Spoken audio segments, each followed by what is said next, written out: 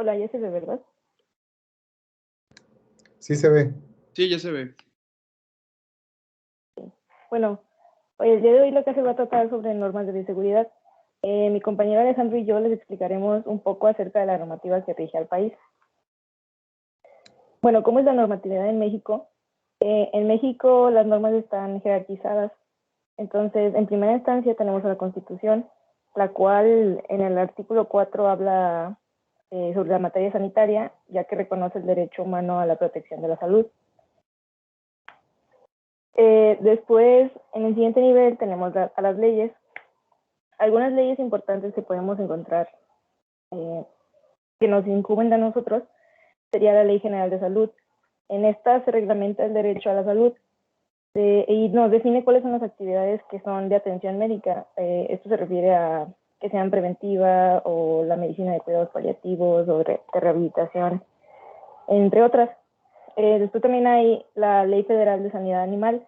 En esta nos fija las bases para poder hacer el diagnóstico, la prevención y más que nada la erradicación de las enfermedades o plagas que pueden afectar a los animales. Esto es para poder regular las buenas prácticas pecuarias que sean en todos los establecimientos que se dediquen al procesado de animales para el consumo humano.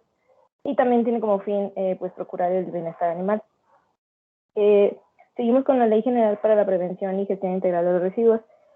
Esta sirve para garantizar el derecho de todas las personas para tener un medio ambiente sano y poder tener un buen desarrollo sustentable, ya que la gestión de los residuos pues, nos ayuda a prevenir la contaminación de diversos sitios. Una vez que hablamos sobre las leyes, tenemos a los reglamentos.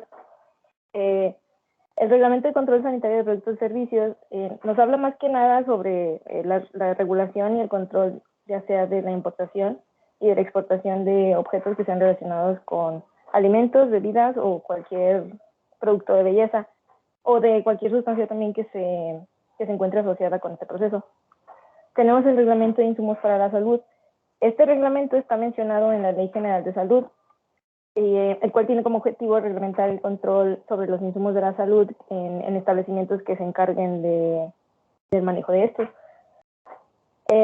Otro reglamento es el del control sanitario de disposición de órganos o el reglamento en materia de trasplantes. Este también se encuentra dentro de la Ley General de Salud y pues nos regula, como su nombre dice, la disposición de órganos, tejidos y células, pero no, en este no se incluye la sangre. Todo esto es con fines de trasplantes y es obligatoria en todo el territorio nacional. Otro reglamento podría ser el de seguridad radiológica, del cual les hablaremos un poco más adelante, ya que es mencionado en unas normas. Entonces, después tenemos estas normas. ¿Quiénes norman? Entonces, pues a lo largo de nuestra estancia, ya sea en el hospital o en fábricas, en empresas o en comercializadoras, siempre nos vamos a encontrar con que todo está regido por un reglamento o por una norma. Entonces, las normas, así como las leyes, también son de carácter legal y son obligatorias o la mayoría, ya que hay de todo tipo de normas, ya sean sociales, religiosas, jurídicas y técnicas. Las técnicas son las que son impuestas por cada institución y son obligatorias, pero solamente en el ámbito laboral, pero no en la ley general. Sin embargo, las que son las normas jurídicas sí son obligatorias, como son las normas oficiales mexicanas.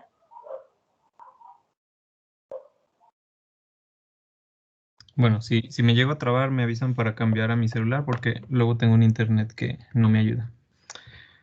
Ok, vamos a seguir vamos a enfocar más la clase hacia la normatividad nacional. Entonces, la Ley Federal sobre la Metrología y Normalización menciona estos tres distintos tipos de norma. A veces pueden encontrar solamente las primeras dos, pero en general son estas tres. Y solamente las NOM o normas oficiales mexicanas son de uso obligatorio en todo el alcance del país. Eh, por otro lado tenemos a las normas mexicanas o NMX que suelen expresar recomendaciones de parámetros, procedimientos, metodologías y que no son obligatorias, pero si llegan a ser referenciadas en una norma oficial mexicana, entonces sí pasan a ser de carácter obligatorio igual en todo el país. Ahorita vamos a hablar un poco más sobre esta referenciación.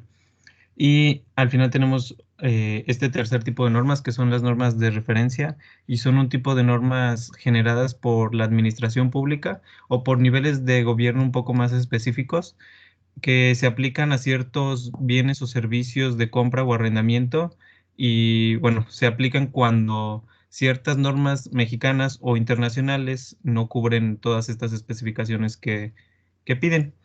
Y bueno, como hemos estado hablando a partir de la definición de bioseguridad y todo lo que esto implica, cada una de las normas oficiales mexicanas, las NOMS, pueden ser consideradas como parte de normativa de bioseguridad nacional, ya que su principal objetivo, como así se dicta, es prevenir los riesgos de la salud, la vida y el patrimonio. Y estas, como ya les mencioné, son de observancia obligatoria.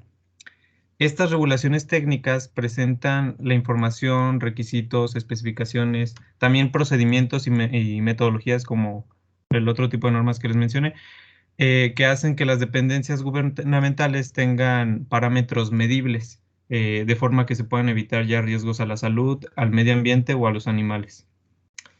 Cabe recalcar que aunque sean para la protección de la salud, del medio ambiente, de seres vivos en general y del patrimonio, no son solamente emitidas por la Secretaría de Salud, sino por otros organismos, otras secretarías y a su vez dentro de estas por ciertos comités de los que les hablaré ahorita.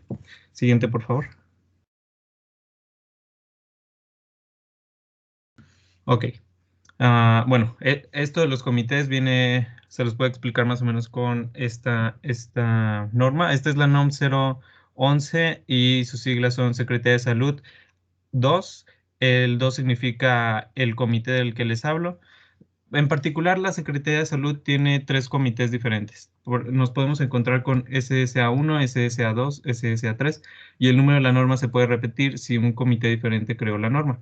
El primero es el Comité de Regulación y Fomento Sanitario. ¿Sí me escucho? Sí, sí te escuchas. El primero es el de Regulación y Fomento Sanitario. El segundo comité, si es SSA2, es el de Prevención y Control de Enfermedades. Y el tercero se refiere más a desarrollo de tecnologías e información para la salud. Y bueno, claramente al inicio del el nombre es NOM de Norma Oficial Mexicana, luego sigue el número de la norma, como les digo, la secretaría y si tiene comité la secretaría, pues entonces sigue el comité y al final de esta el año en el que se publicó y estas se publican en el Diario Oficial de la Nación. Y por último, para platicarles también que hay ciertos proyectos de norma que se distinguen porque inician con la letra P o, como en este ejemplo, PROI, que no son de carácter obligatorio porque estos pueden todavía ser modificados, pero también se publican en el diario oficial. Siguiente, por favor. Bueno, por más que quisiéramos, no les podemos platicar directamente todas las normas de todas las secretarías, porque para empezar la Secretaría de Salud tiene más de 200 normas y esto solamente de no, entre el primer y el segundo comité. Pero investigamos y vamos a hablar sobre normas que tanto nosotros consideramos como manuales que encontramos también consideran parte de bioseguridad. Encontramos el manual de bioseguridad de cómo funciona en el Instituto Nacional de Perinatología y del Hospital General de México. Y bueno, vamos a empezar con las de la Secretaría de Salud. Siguiente, por favor. Ok, tenemos la NOM 002 y bueno, los servicios de radioterapia permiten brindar esquemas curativos o paliativos a pacientes que así lo requieren. Y esta norma nos marca las condiciones óptimas que deben de tener los servicios para asegurar una buena radioterapia, que además sea de buena calidad no solamente para los pacientes, sino para proteger al personal, al público, al medio ambiente de pues, los riesgos que la radiación emite. Es importante mencionar que esta norma no aplica solamente a hospitales que brindan la radioterapia, sino a cualquier clínica o institución que se brinde. Cabe recalcar que esto se refiere a lo de que es de obligancia nacional. Y bueno, dentro de las especificaciones nos menciona que se aplica para tratamientos ya sean de teleterapia o braquiterapia. Los de teleterapia son cuando la radiación no se encuentra directamente en contacto con el paciente, como son unas máquinas muy grandes como la de la, bueno, este es un símbolo, una descripción de de la máquina, la de la imagen izquierda superior, y braquiterapia, esos sí son procedimientos donde la radiación está en contacto directo con el paciente. Y bueno, en otro apartado de esta norma habla sobre el correcto funcionamiento de cada uno de los elementos que integran al área, ya sea desde la sala de espera hasta las características de algunos dispositivos que se deben de usar. En otro apartado también nos menciona sobre ingeniería sanitaria, que creo que esto es de mucho interés para nosotros, porque además habla de la construcción de las instalaciones de los centros que brindan este servicio y se debe de presentar el proyecto arquitectónico hacia la Comisión de Seguridad Radiológica. Este proyecto se puede basar en ciertos parámetros o reglas que están publicados en el Reglamento General de Seguridad Radiológica. Y una vez que la comisión extienda el permiso de construcción, además también tiene que estar verificando que se cumplan las estipulaciones expuestas. Y también establece que se debe de adecuar un manual propio de seguridad radiológica. O sea, vamos a encontrar muchos manuales dentro de los hospitales o ciertas clínicas que no necesariamente están publicados como normas o cosas oficiales, pero son muchos reglamentos internos que también se deben de seguir. Y este es uno de esos. Y también se debe de verificar su cumplimiento. Abarca también puntos sobre el personal, que no solamente debe de estar calificado en la especialidad, sino que tiene que estar autorizado por la misma comisión de radiología para poder trabajar en este tipo de instalaciones. Y bueno, para quien le interese especializarse en equipos de radioterapia o quien llegue a un puesto de supervisión en el hospital o de diseño arquitectónico, pues puede ir considerando esta norma, entre otras. Siguiente, por favor.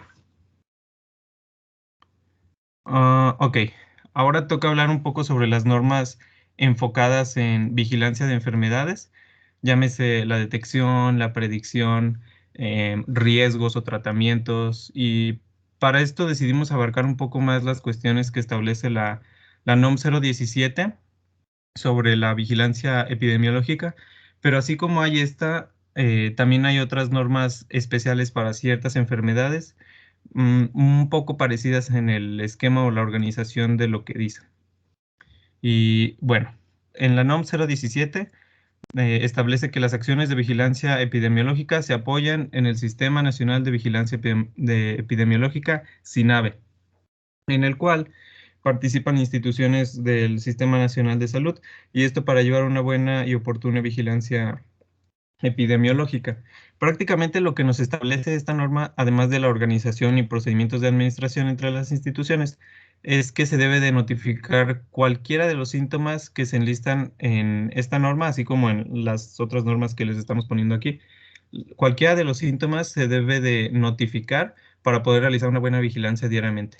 Porque, bueno, posiblemente pensando en la vida de alumnos que llevamos o de ciertos trabajos un poco más regulares que hemos tenido antes del COVID-19, claro, eh, no vemos mucha la relevancia en estar informando sobre los síntomas, ¿no? Pero dentro de instituciones como hospitales, clínicas, laboratorios, donde se trabaja cierto tipo de biológicos o se trata pacientes con más enfermedades, pues sí es muy importante la parte de vigilancia. Siguiente, por favor. Ok. Bueno, ahora sigue la NOM 036, que pues como lo dice, habla sobre la aplicación de vacunas, toxoides, sueros, antitoxinas para el control y prevención de enfermedades. Como tal, lo que nos interesa de esta norma no es tanto aprendernos el esquema completo de vacunación, ni mucho menos, porque sí viene, sino que nos sirve como claro ejemplo para enseñarles además qué pueden esperar al leer normativa. Y bueno, la mayoría de las normas tienen un mismo patrón de información al inicio de estas. sobre quiénes la elaboraron, para qué se elaboró, a quiénes les afecta, cuáles son los objetivos de la misma, y algunas incluyen un poco de teoría o glosarios sobre los conceptos que van a llegar a utilizar en la misma norma. Luego viene algo muy importante que son las referencias, que como les pongo aquí en imagen. Estas referencias son los documentos perdón, no son los documentos de investigación que se usan, para eso está la bibliografía hasta el mero final de la norma, sino que estas referencias son referencias, como les mencionaba al inicio, de otras normas. Aquí en el ejemplo vienen puras normas oficiales mexicanas, pero aquí es donde les digo que pueden venir referenciadas normas mexicanas, NMX, y que también se vuelven de carácter legal. También incluyen a veces reglamentos o leyes. Y bueno, una muy interesante que para esta norma en particular y para muchas otras que vamos a ver muy común y que vamos a exponer un poco más adelante, es la 087 sobre residuos peligrosos biológico-infecciosos. Siguiente diapositiva, por favor. Gracias. Bueno, para aquellos que lleguen a trabajar en un laboratorio o que lleguen a tener un poco de control sobre el inventario o simplemente con los sistemas de conservación y enfriamiento de los biológicos, es importante saber que la norma establece los siguientes tiempos de conservación de las vacunas, también de los sueros o antitoxinas, pero estos dependen más sobre la caducidad de los mismos. Y bueno, cabe recalcar que estos tiempos no son acumulables. Una vez que pasa a nivel estatal, lo máximo que puede durar entre los otros niveles es 6 meses, es decir, no se van sumando nivel estatal 6 y luego más otros 4 del nivel jurisdiccional, no. Una vez que llega al estatal son 6 meses máximo. Y más adelante en la sección 12.7 y 12.8, como les pongo aquí, nos habla, perdón, sobre la regulación para el desecho de los activos después de una jornada de visita de campo y que además el personal que trabaja en estos procedimientos debe de estar completamente vacunado, dependiendo del procedimiento, claramente. Como los que llegaron a ir ahora que estaban pidiendo voluntarios para las aplicaciones de vacunas en el COVID, pues obviamente estaba reglamentado que que los tenían que vacunar. Siguiente, por favor. Bueno, ahora pasamos a la norma 047, la cual nos habla sobre los límites biológicos permisibles máximos de hidrocarburos aromáticos que pueden estar, a los que pueden estar expuestos el personal que maneje estas sustancias. Y también nos establece medidas de control para poder, pues, conservar su salud. Algunos de estos componentes se refiere al benceno, al tolueno o al xileno. Estos se encuentran, por ejemplo, en la gasolina y representan un riesgo a la salud porque son capaces de producir daño cerebral. También nos indica que deben de hacerse monitoreos, ya sean ambientales y biológicos, y cuando estén alterados, el trabajador se debe de retirar del lugar para evitar que reciba más daños. Además, establece que se le deben de hacer historial clínico y exámenes médicos cada 12 meses y pruebas de orina a los trabajadores para garantizar su buena salud. Ah, ahora tenemos la norma 056, donde nos dan los requisitos del equipo de protección personal. Este es muy importante ya que nos permite preservar la salud en cualquier ambiente laboral. Nos hace referencia a otras normas en las que nos dan las reglas que se deben de seguir para poder diseñar esto, este equipo de protección y también la higiene que se debe de llevar a cabo. Eh, se, se refiere más que nada a cascos, a anteojos, a protección auditiva, a guantes, a zapatos y a ropa. Nos indica que el equipo de protección personal que se le proporcione al trabajador debe de estar en óptimas condiciones y el empresario, bueno, el jefe debe de estar considerando el tipo de vida media. Además de que siempre debe de dar recomendaciones, ya sea de limpieza y de higiene para su uso. Y obviamente este equipo va a cambiar de acuerdo a la situación, pero siempre estos son los elementos básicos que aparecen en la imagen, ¿no? Que era el casco, la gorra, la cofia, lentes, todo esto va cambiando. Después la norma 062 nos da las especificaciones sanitarias de los marcapasos. Esta norma la pusimos como ejemplo porque va más dirigida hacia la bioseguridad del paciente, pero es importante que conozcamos un poco de estas normas, ya que nos describen cómo deben de ser los equipos médicos, porque algunos de nosotros podemos llegar a trabajar ya sea en el diseño de dispositivos o en la industria de fabricación de los mismos. Entonces hay muchas regulaciones sobre diferentes tipos de equipos. También, por ejemplo, hay de hemodiálisis. En esta norma en específico nos establece que no es necesario seguirla al pie de la letra porque no es algo que se pueda generalizar. Siempre queda a cargo del personal clínico que vaya a aplicar el procedimiento. Lo que sí nos establece es que hay especificaciones mínimas que deben de cumplir estos marcapasos. Y nos dice también cómo debe de ser el empaquetado del equipo o cuando se recibe. Nos dice que debe de tener todas las indicaciones necesarias, ya sean para el médico o para el técnico encargado. Y nos debe de especificar cada una de sus características, ya sean las físicas, pero internamente, o sus características programables y no programables. Además, nos establece que deben de hacerse diferentes pruebas para garantizar su buen funcionamiento, que puede ser la prueba de impacto o una prueba de vibración. Y además se le hace una prueba de protección eléctrica conectándole un circuito de desfibrilación. Ahora pasamos con la 093, que en esta nos habla sobre las prácticas de higiene y sanidad en la preparación de alimentos. Este es aplicable para todo el territorio, pues para todas las personas, ya sean físicas o morales, que se dediquen a la preparación de los alimentos. Más que nada, pues es para reducir factores que nos puedan favorecer a la transmisión de enfermedades por alimentos.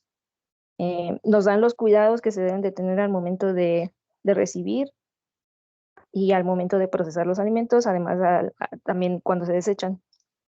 Nos da instrucciones de cómo aceptar o no aceptar la carne, el pescado, el pollo, y también establece cómo deben de ser los almacenamientos, ya sean en refrigeradores, en congeladores o en almacenes que tenga la empresa o el lugar.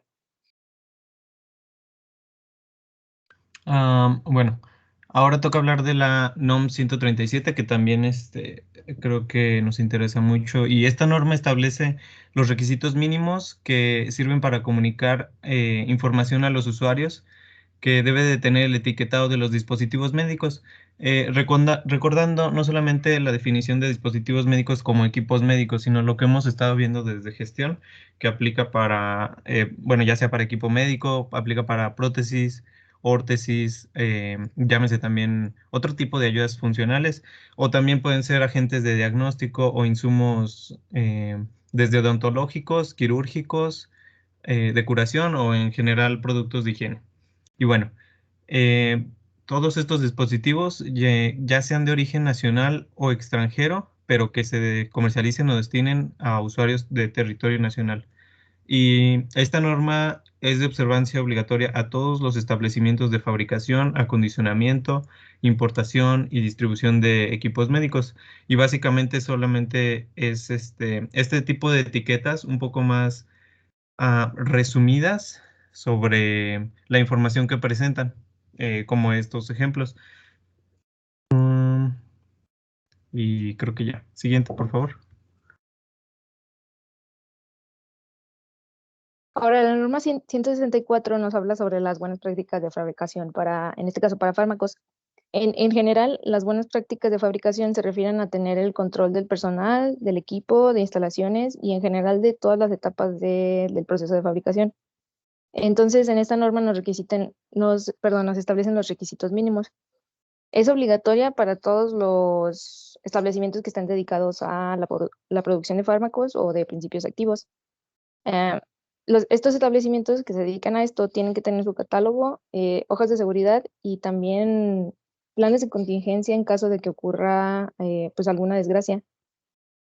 Y también, obviamente, pues tiene que contar con personal calificado para que se pueda realizar el trabajo, y no se indica que se debe de contar con un equipo de protección personal, que como ya vimos, pues está en otra norma. Además, pues las instalaciones deben de ser las adecuadas de acuerdo a lo que se esté procesando, y el equipo debe de ser siempre estar en buenas condiciones, ya sea calibrado y tener sus mantenimientos. Además, pues también dan instrucciones sobre cómo debe de ser el almacenamiento y la distribución de los fármacos. Ahora, la norma 166 nos habla sobre los laboratorios clínicos. En esta nos dice que es obligatoria para todo todo el territorio, pero pues obviamente para los profesionales o técnicos que vayan a estar involucrados en la organización y en el funcionamiento de los mismos. En la parte de bioseguridad de esta regla, perdón, de esta norma nos dice que debe de haber medidas preventivas para la protección y el almacenamiento de sustancias ya sean tóxicas o infecciosas. Y en esta nos dice que tenemos que tomar en cuenta los requisitos que nos señalen otras normas. En este caso se refiere a la 087, de la cual hablaremos más adelante, pero es la de RPBI. También nos indica que el responsable sanitario del laboratorio debe de informar a todo el personal los riesgos que implican el uso de las sustancias tóxicas o corrosivas o irritantes, o si fuera el caso, pues también de fuentes de radiación.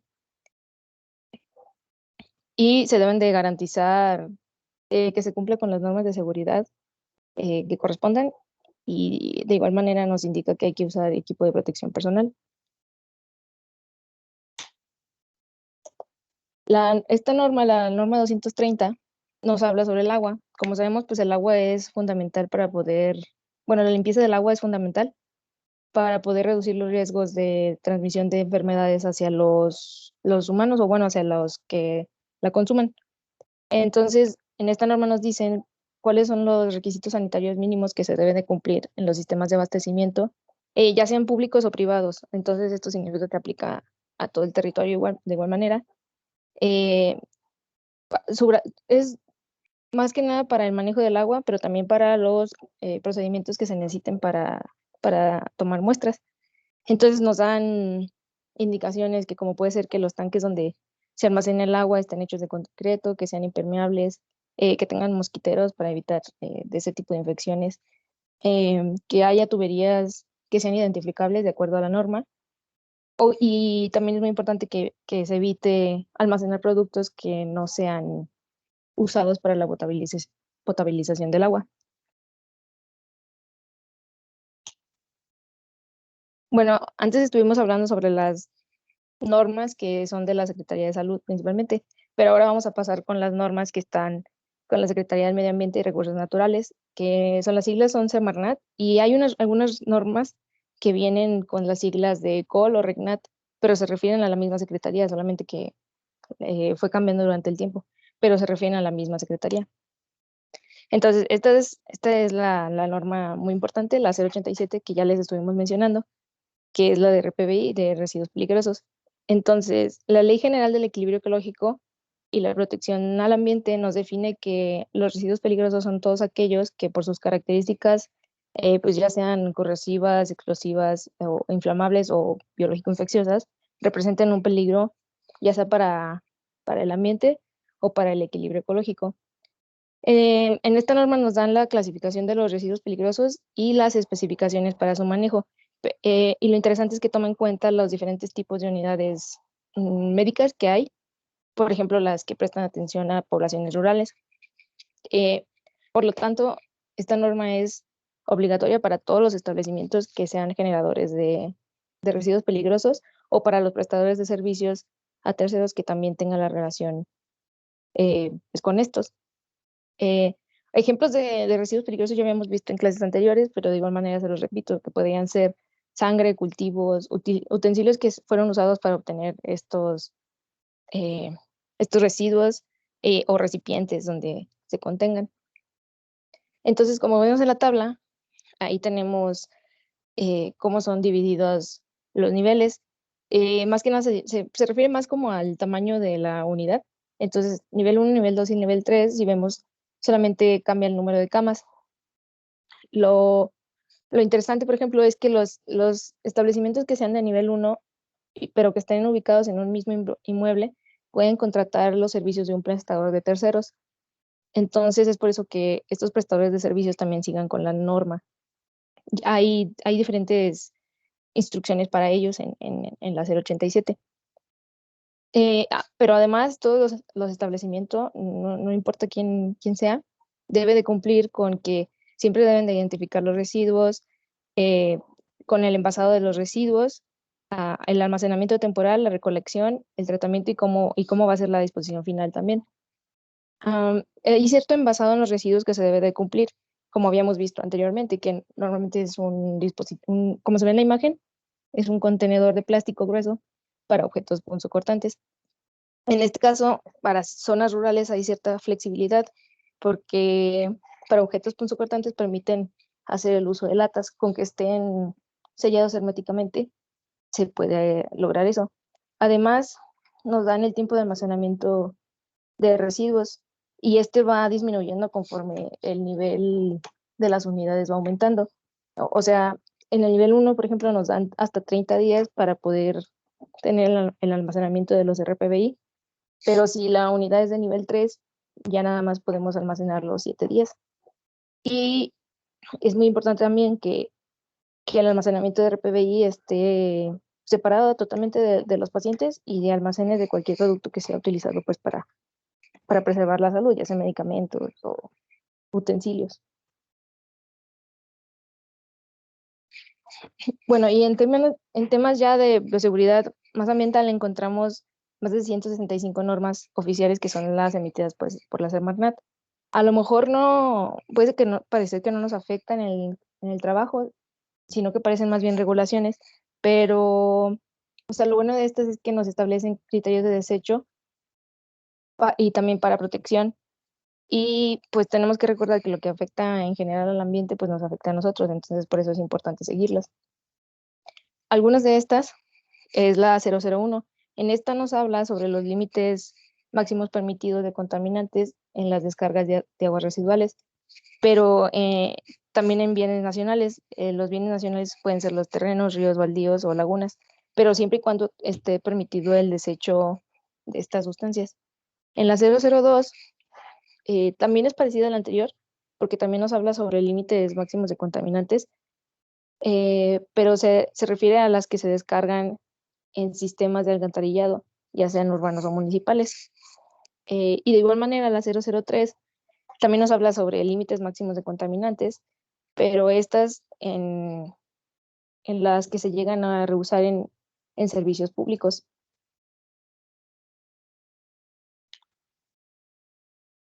Seguimos con la 052, donde nos establecen las características y el procedimiento para identificar y clasificar los residuos peligrosos. Esta puede pasar, puede pensarse que se parece a la 087, pero no, más bien la 087 nombra a esta norma, pero es porque en esta solamente es un listado de los RPBI y de cómo debe de ser, y la otra, la 087 nos da cómo es el manejo. Después pasamos a la norma 053, donde nos establece el procedimiento para poder llevar a cabo la prueba de extracción o de muestreo para determinar los constituyentes que hacen que un residuo sea peligroso. La 054, por último, nos establece nos da el procedimiento para poder determinar la incompatibilidad de 2 o más residuos que son considerados como peligrosos, y esta igualmente nos cita a la norma 052.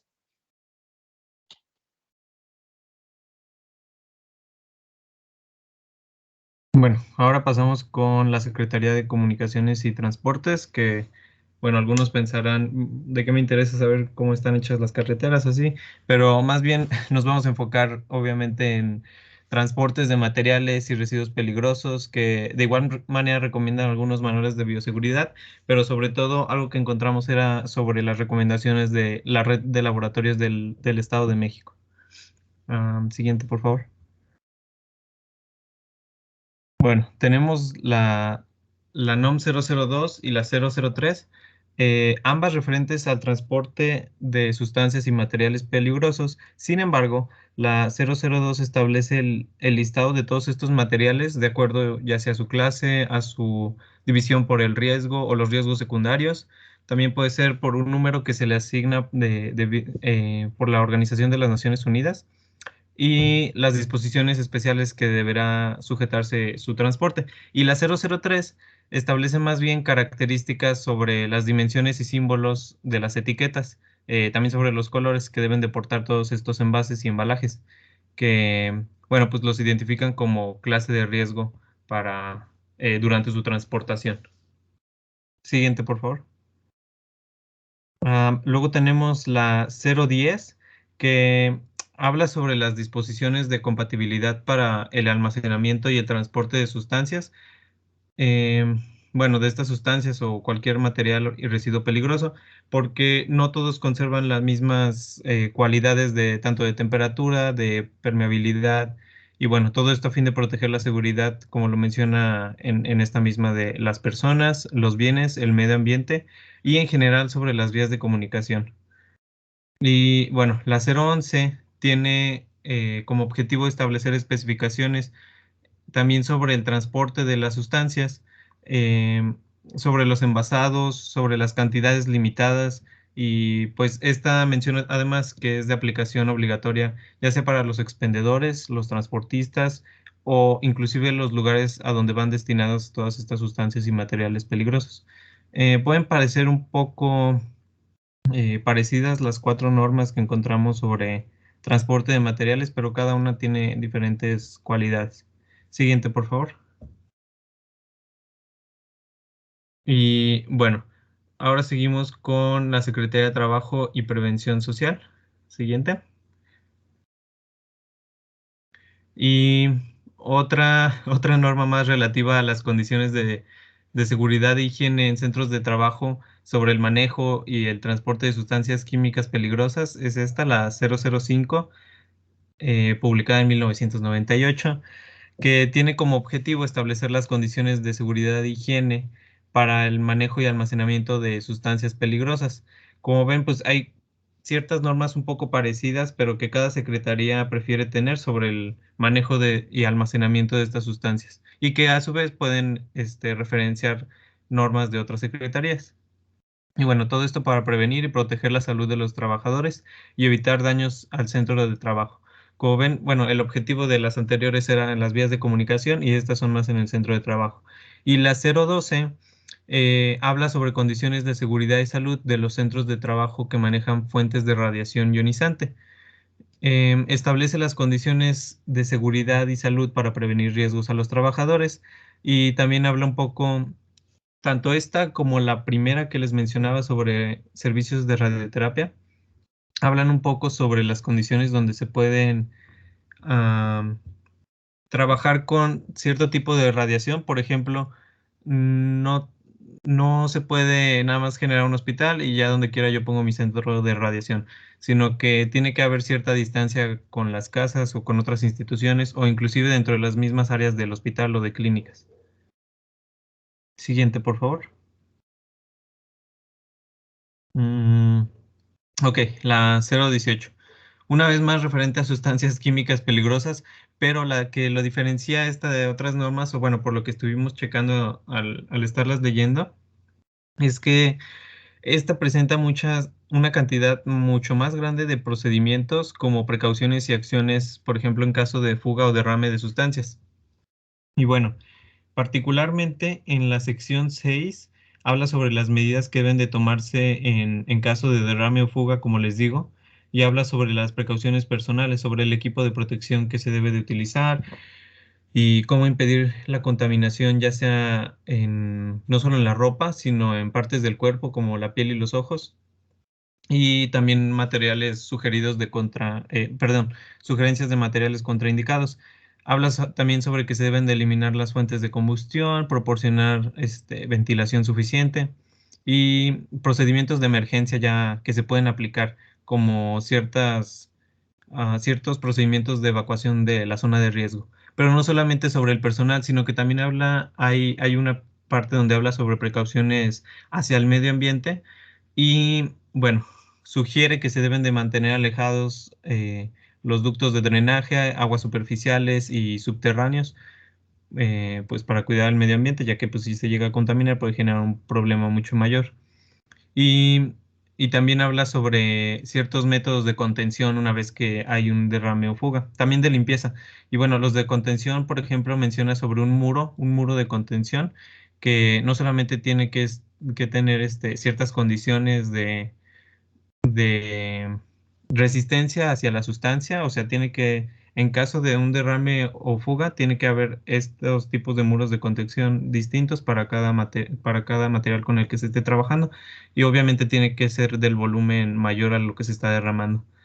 Em, También menciona que se deben de cerrar los ductos de drenaje, como les mencionaba, por cuestiones del medio ambiente, y que las instalaciones en sí, al momento de crearlas, o bueno, sí, al momento de diseñarlas, tienen que tener cierto revestimiento para proteger del, del desbordamiento de estas sustancias una vez que llegan a ser limpiadas. Y las técnicas de limpieza que menciona son de neutralización, de descontaminación o de materiales absorbentes que se pueden utilizar. Y también lo que nos interesa mucho de esta norma es que tiene muchos más símbolos y pictogramas como estos, que no solamente son las imágenes, sino que viene mucho más redactado y que pues sirve como base por si quieren leer sobre riesgos de sustancias químicas peligrosas. Yo les recomiendo, bueno, nosotros les recomendaríamos mucho esta norma. Siguiente, por favor. Y creo que ya, bueno, ya para finalizar, comentarles que por cuestiones de tiempo, pues obviamente no nos pudimos poner a detallar, aunque sea los subtítulos de todas las normas de todas las secretarías o de la Secretaría de Salud, que es la más importante. Pero hay diferentes tipos de plataformas donde las podemos encontrar. Plataformas de gobierno vienen un poco más dispersas, pero tenemos esta de ProVerifica, donde vienen los enlistados de la Constitución, reglamentos y de las normas de las secretarías, que son los links hacia las normas y viene muy bien. Y bueno, por si es de su interés, aquí está la referencia.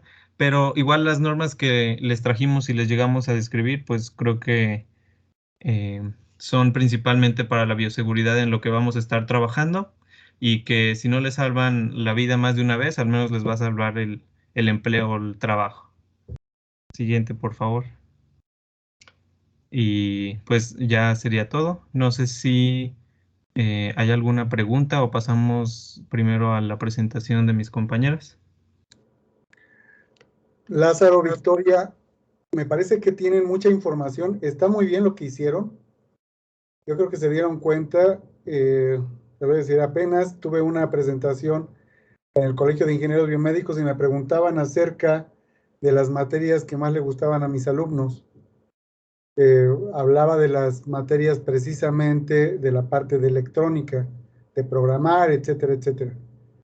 Y me decían, oye, y te falta todavía la parte de la normativa.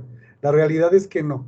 Yo creo que ustedes ya se dieron cuenta, naturalmente manejan la normativa muy bien ahí en el Colegio de Ingenieros Biomédicos.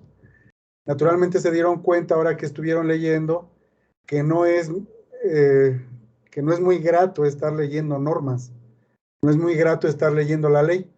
Pero les voy a comentar algo, es necesario, muchachos, como les decía desde el inicio, el que alguien de ustedes salga y asesine a alguien, nada más porque uno no lo sabe, que es un delito, no va a implicar que vaya a tener por ahí algún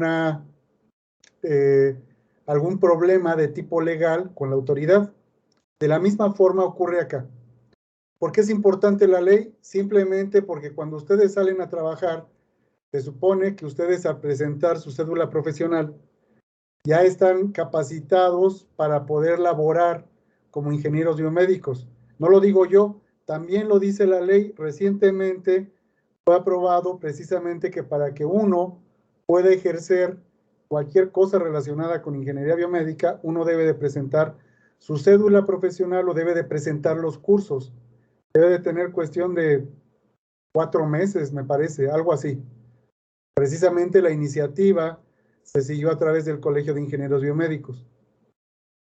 Por otro lado, les comento que les hizo falta al inicio, nada más es para complementar, me parece que es mucho, y cuando no han visto todavía la parte legal, no saben que la parte legal está jerarquizada.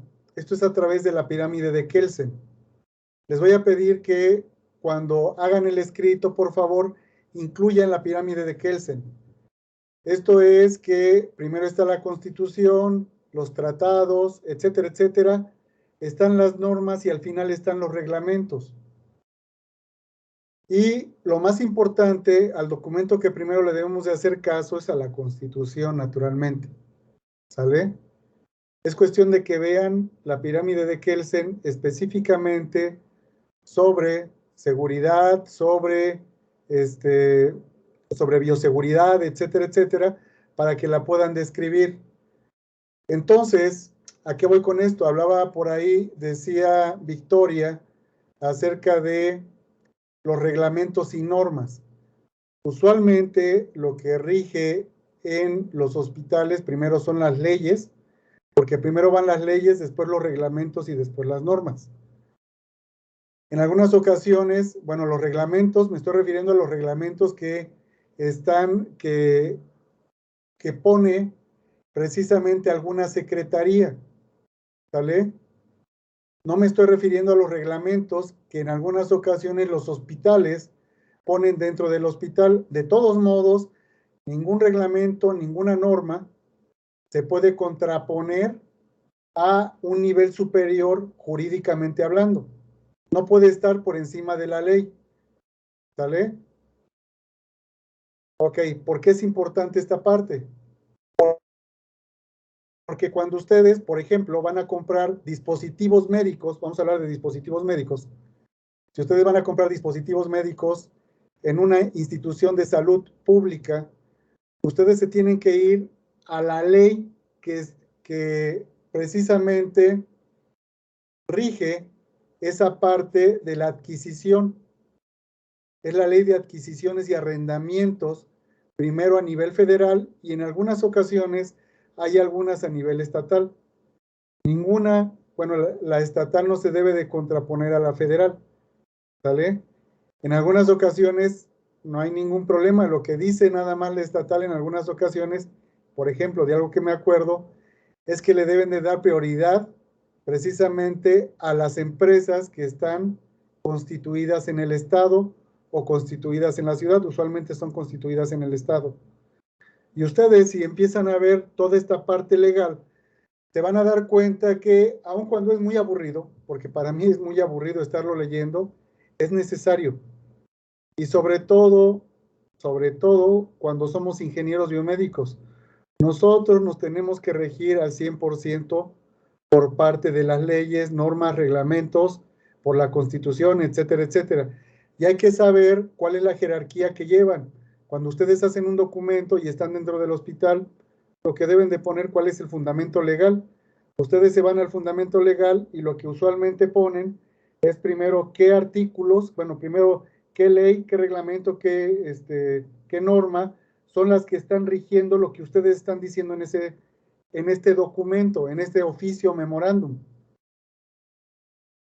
Además, tienen que poner el artículo, etcétera, etcétera, para que no haya ningún problema de que sea refutado lo que ustedes están diciendo. ¿Puede llegar a ser refutado? Sí, y solo sí la gente va y lo lee. Para empezar, les voy a comentar algo. Los médicos, las enfermeras no quieren leer la ley, ¿sale? No la quieren leer. Muchos de ellos ni siquiera han tenido contacto con ellos, ¿sale? Con este tipo de documentos. Sin embargo, de repente, sí, por ahí llega a salir alguien que sí lo lee y entonces lo deben de fundamentar correctamente para no tener problemas. ¿Ok? Vamos a dejar esto a un lado. Por otro lado, por ahí hablaban de los proyectos de norma. Un proyecto de norma se genera a partir precisamente de la necesidad que tiene una secretaría. La secretaría lo que hace es convocar a instituciones públicas, privadas, a empresas, a universidades, etcétera, etcétera, todos los que sepan acerca del tema para poder constituir una norma.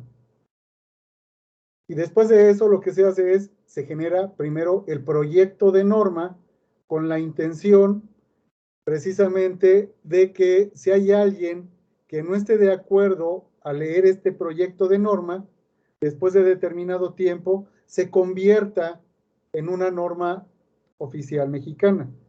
Las normas oficiales mexicanas, tal como los decían sus compañeros, son obligatorias. Las otras no. hay unas que son de referencia y hay otras, las NMX, que únicamente son, no son de observancia obligatoria, no recuerdo cómo se llaman estas normas, pero son necesarias, por ejemplo, cuando ustedes están haciendo un proyecto de inversión. Resulta que cuando ustedes, por ejemplo, quieren pedir dinero para poder desarrollar un dispositivo médico, en algunas ocasiones tienen que meter el proyecto de inversión. ¿Cómo meten el proyecto de inversión? La noticia es que hay una norma, hay una NMX en la cual se basan para solicitar precisamente lo que viene en esta norma, muchachos. Entonces, por eso es muy importante que sepan acerca de normas, ¿sale? ¿Cómo se constituyen estas normas?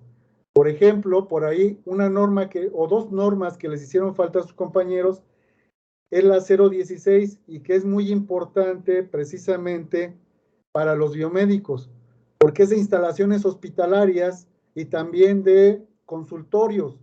Es la infraestructura mínima que debe de tener un consultorio o una instalación hospitalaria. Y habla acerca precisamente de bioseguridad. ¿Sale? Les voy a pedir que por favor esa norma la incluyan en su escrito. Otra norma que recientemente se acaba de aprobar es la 241, de buenas prácticas de fabricación para insumos médicos. Carla, adelante. Disculpe, no escuché cuál era la norma que dijo que también incluyéramos en el escrito. ¿Me la podría repetir, por favor? Claro que sí, es la 016. Ok, Establece gracias. las características mínimas de infraestructura y equipamiento de hospitales y consultorios de atención médica hospitalizada. Yo hice el examen en COFEPRIS, por eso es que hay algunas cosas que me las sé de memoria. ¿Sale? Hice el examen para instalaciones hospitalarias y para dispositivos médicos. La otra que se deben de saber es la 241. Recientemente todavía era un proyecto de norma, ya es una norma, es la de buenas prácticas de fabricación de insumos médicos. ¿Sale? Es importante sabérselo, sí es importante saberlo, pero más que importante saberlo es en dónde ir a buscar la información en dado caso que lo lleguen a requerir, muchachos. Recientemente en la plática que tuve en el Colegio de Ingenieros Biomédicos, les comentaba ahí que el Colegio de Ingenieros Biomédicos me ayudó mucho porque aprendí cómo hacer un registro sanitario. Prácticamente, si ustedes se van, hay diferentes herramientas. Les voy a comentar cómo se hace un dispositivo médico. Hay varias herramientas para poder darle seguimiento. Estos son de tipo administrativo para darle seguimiento a lo que va cumpliendo de la normatividad para que se pueda llevar a cabo el registro sanitario. Aquí en México usualmente se basan en los niveles de maduración tecnológica, son los que propuso la NASA. Y usualmente uno debe de poder llevar un dispositivo médico hasta el TRL6, que es el nivel de maduración tecnológica número 6. Y entonces les comentaba todo lo que se debe de, para que uno pueda desarrollar un dispositivo médico y se pueda vender. Les comentaba más o menos lo que uno tiene que hacer. Yo desconocía, por ejemplo, en la norma 012 yo sabía que había que pasar el protocolo de investigación ante el Comité de Investigación del hospital, Comité de Investigación y Ética del hospital. Yo lo he pasado en 4 hospitales, 4 instituciones diferentes. Sin embargo, lo que nunca hice fue llevarlo a COFEPRIS. Van y hacen el registro ante COFEPRIS para que también les dé un número y con eso le puede dar un seguimiento directamente COFEPRIS. Además, por ejemplo, por ahí uno tiene que pagar seguros para los pacientes que van a participar. Y en dado caso que haya algún daño, el seguro tiene que pagarle al paciente en dado caso que haya un daño de tipo físico. Entonces, todo ese tipo de cosas yo lo desconocía. Es importante conocer con qué es lo que debemos de cumplir para poder llevar a cabo nuestro trabajo, muchachos. Por eso es que es tan importante la normatividad. Pero bueno, yo creo que con eso le dejamos ahorita. Lo que les pedí, por ahí las dos normas que les hacían falta a sus compañeros, la pirámide de Kelsen, ¿sale? Eran las dos normas, la pirámide de Kelsen, y me parece que hay el proyecto de norma, que expliquen cómo es un proyecto de norma, cómo se lleva a cabo precisamente el nacimiento de una norma. Les pido que lo metan ahí en el escrito, por favor. Entonces, yo dejo hasta ahí la plática, el comentario, bien hecho, muchachos. Victoria, Lázaro, estuvo bien. Fue mucho lo que consultaron, me parece bien, y me parece que este tipo de cosas no las conocían del todo. Es válido, ¿sale? No hay ningún problema. Vamos a seguir con la siguiente plática, muchachos, con la siguiente presentación. Por favor, compartan. Adelante.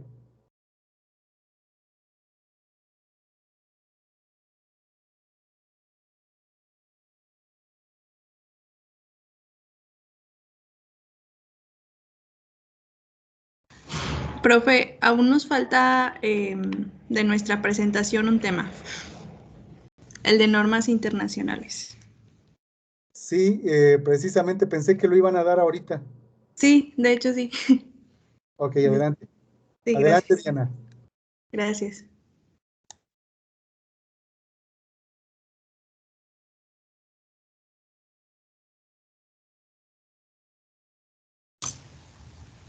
¿Ahí se ve? Sí, ya. Ok.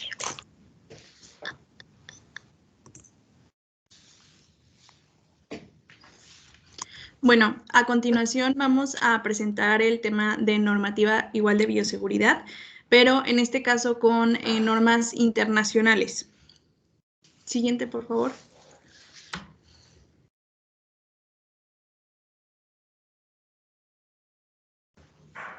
Bueno, como tal, la normativa internacional, como cualquier norma jurídica, está sujeta a transformaciones. Tanto los ritmos como la profundidad de estos cambios están dados por, más que nada, las relaciones internacionales.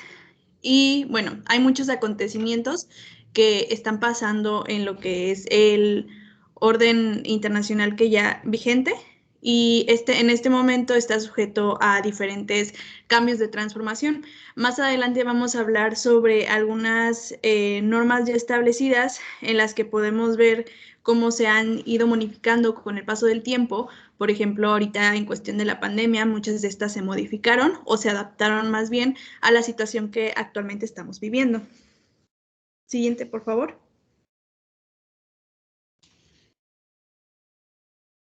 Bueno, el artículo 133 es una parte importante, en este caso en la normativa internacional, porque establece el mecanismo para crear una normatividad internacional diferente que se está incorporando al sistema jurídico nacional.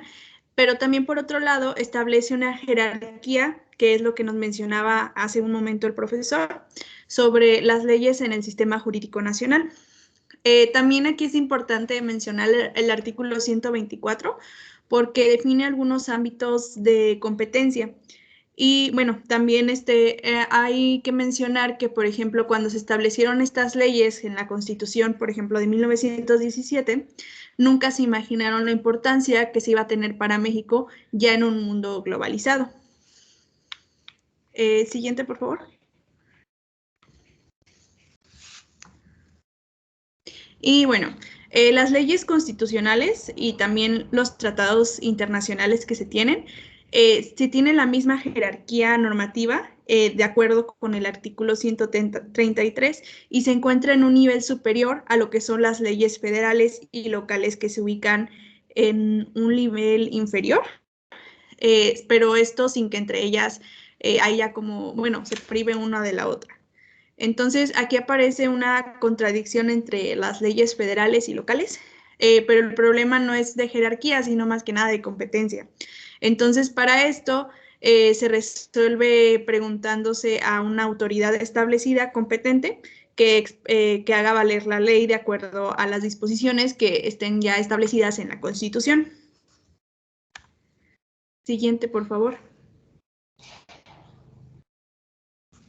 Y bueno, Ahorita vamos a hablar sobre algunas normas ISO. Creo que ya varios de nosotros estamos no familiarizados, pero hemos escuchado sobre este tipo de normativa en materias anteriores, que bueno, en nuestro campo es importante conocer algunas. Y bueno, más que nada, estas son un conjunto de estándares que tienen un reconocimiento internacional y fueron creadas con el objetivo de ayudar a empresas a establecer niveles de homogeneidad en cuestión de la gestión, la prestación de servicios y tanto el desarrollo también de productos en el área industrial. Y bueno, estas normas ISO tienen sus orígenes en 1946 y en unión con otros diferentes organismos que ya anteriormente existían. El objetivo de esto es más que nada la regulación y el establecimiento de estándares para la aplicación. Y bueno, siguiente, por favor. Bueno, como les mencionaba, desde 1946 aproximadamente que se remontaron estas normas, hasta entonces se han creado más de 23,000 estándares. Estos cubren la multitud de áreas, por ejemplo, de gestión, en tecnologías y también en procesos de producción. También es importante mencionar que se trata de una organización no gubernamental. En esta se encuentran presentes en 164 países y se tienen diferentes comités y también subcomités técnicos que están más que nada implicados en lo que son el desarrollo precisamente de todos estos estándares que posteriormente se aplicarían a las diferentes empresas o bien al área industrial. Siguiente. Gracias. Y bueno, como tal, se tiene una clasificación en las normas ISO, como anteriormente mencionaba, se crearon con la finalidad de orientar, de coordinar, de simplificar y también de unificar criterios a las empresas y organizaciones, con el objeto tanto de reducir costos como también de aumentar la efectividad y también de la misma manera de mejorar la calidad de los procesos que se llevan a cabo. También de esta manera se pretende estandarizar normas de productos y servicios para las organizaciones internacionales. Y bueno, estas normas se han desarrollado y también las han adoptado muchísimas empresas en muchos países, ya sea por necesidad o por voluntad para, pues más que nada, mejorar sus procesos y sus parámetros de calidad y también de seguridad en un servicio o un producto que están ofreciendo. Y bueno, existen como tal ya anteriormente muchas normas y estas se dividen en las siguientes categorías. Está la gestión de calidad, que pues como su nombre lo indica, están enfocadas a los estándares de calidad de los productos o servicios, tanto de organizaciones públicas como privadas. Y esto no interfiere ya sea en su tamaño o bien la actividad que se vaya a realizar.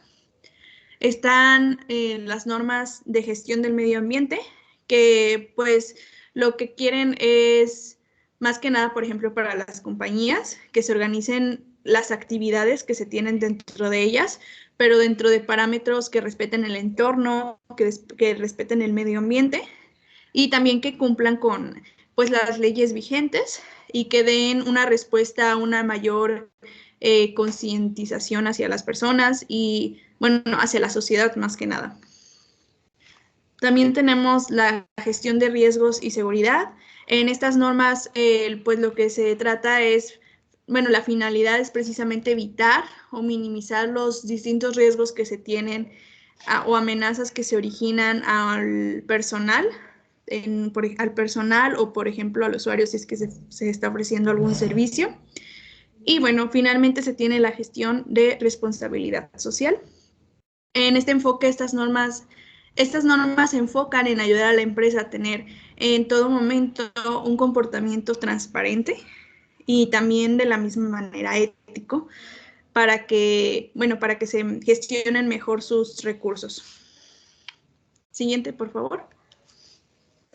Y bueno, ya hablando específicamente de algunas normas ya establecidas, en este caso es la ISO 45001, establecida en el 2018. El propósito más que nada de esta son más que nada gestionar la seguridad y la salud en el trabajo. Más que nada se busca proporcionar un marco de referencia para gestionar tanto los riesgos como las oportunidades para los trabajadores, y el objetivo y los resultados son prevenir tanto lesiones como deterioro de la salud relacionados con el trabajo de los trabajadores, vaya la redundancia, pero dentro de su área, ¿no? Dentro de su área de trabajo. Y también lo que se busca es que se tengan lugares de trabajo seguros y saludables. Y bueno, a consecuencia de esto es importante mencionar que lo que se busca es eliminar peligros y minimizar los riesgos, y para esto se toman diferentes medidas de prevención y de protección eficaces. Y bueno, en el documento más que nada lo que se especifica esta ISO. ¿Te puedes regresar, por favor? Gracias. Bueno, proporciona la orientación para su uso y también para que las organizaciones puedan más que nada implementar toda esta normativa en cuestión de seguridad del paciente y prevengan lo más posible las lesiones o el deterioro de la salud. Siguiente, por favor. Así. Bueno, esta es otra norma, que es la ISO 45005-2020. Lo que les mencionaba en un principio sobre que las leyes la normativa está en un constante cambio. Es, por ejemplo, en esta ISO específicamente, se surgió a partir de la pandemia en el 2020, donde lo que buscan es proporcionar una guía en la que se tengan buenas prácticas basadas en el conocimiento que se ha ido acumulando hasta el momento sobre el virus, que en este caso es COVID-19. Lo que hace es apoyar la evaluación integral de riesgos, proporciona ejemplos prácticos para gestionar el riesgo, planifica más que nada tanto a los trabajadores o las áreas de trabajo. También ayuda a controlar la propagación de otras enfermedades estacionales, por ejemplo, algunas gripe, por así decirlo. Y bueno, el objetivo principal es activar un plan de respuesta que permita ajustes rápidos, o bien si los niveles de riesgo o las restricciones operativas cambian en un lapso de tiempo corto. Siguiente, por favor. Y bueno, en esta tiene diferentes cláusulas. Las que considero un poco más relevantes son estas. En la cláusula 4 se establecen la evaluación y la planificación de riesgos, que, bueno, de hecho aquí se usa la misma que en la 45001, y se basa con riesgos específicos en el COVID-19, porque, bueno, ya sabemos que tiene una forma de propagación, cada virus tiene una forma de propagación. En este caso, la evaluación de riesgos aborda diferentes espacios de trabajo, en este caso de los trabajadores. Y bueno, la cláusula 5 se basa más que nada en los que son ya casos sospechosos de COVID-19 para precisamente prevenir la propagación del virus. Y bueno, en este caso las medidas que se toman a cabo son, por ejemplo, la toma de pruebas y que estas sean periódicas. También se toma en cuenta lo que es el aislamiento, por ejemplo, si hay un caso sospechoso o hay un caso positivo, pues que esa persona se aísle en la cuarentena. Y también se toma en cuenta el tratamiento para los casos que en este caso son asintomáticos. Bueno, en las cláusulas 9, 10 y 11, lo que se busca es la comunicación de los trabajadores que están en el trabajo presencial, y también se deben de diseñar y comunicar todos los protocolos de higiene que que se tienen y esto que sea rutinariamente. Por ejemplo, en este caso, pues algunos protocolos de higiene que surgieron a partir del COVID-19 es el uso de mascarilla, el lavado correcto de manos y que este se realizara pues periódicamente. Entonces, todo esto es lo que establecen estas cláusulas y finalmente la cláusula 12 establece diferentes cambios operativos que sean necesarios para desarrollar actividades laborales con una mayor normalidad, pero que sean un entorno seguro. Por ejemplo, en este caso podríamos decir, pues los trabajadores en los hospitales, pues que tengan el equipo apropiado, que se tenga, por ejemplo, las caretas o bien los trajes, guantes, todo eso, que se tenga todo el equipo apropiado para que sea lo más seguro posible. Siguiente, por favor.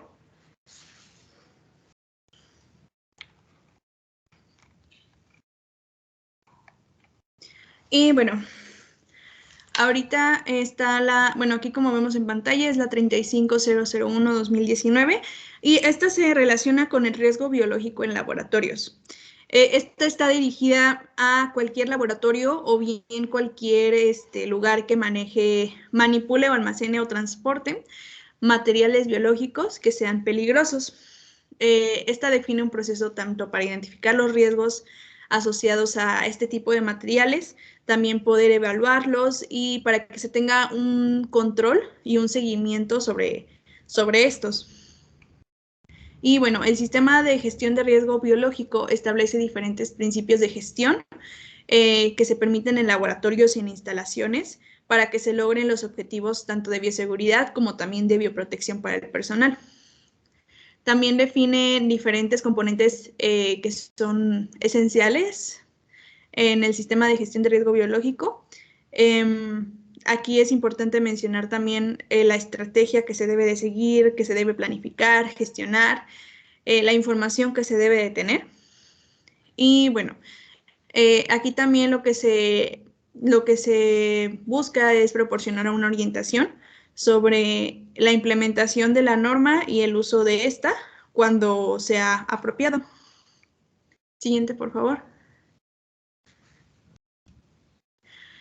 Y bueno, este sistema se basa en un modelo que permite a una organización identificar, evaluar y controlar y valorar de una manera efectiva los riesgos que se tienen para lograr una bioseguridad y bioprotección en las actividades que realizan.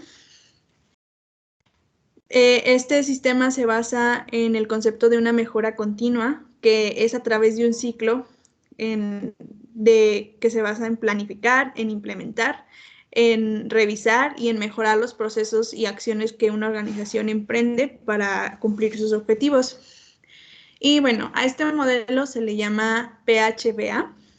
Es un proceso iterativo, o sea, es un cíclico, que utilizan las organizaciones para que se logre una mejora continua a los procesos y a los productos.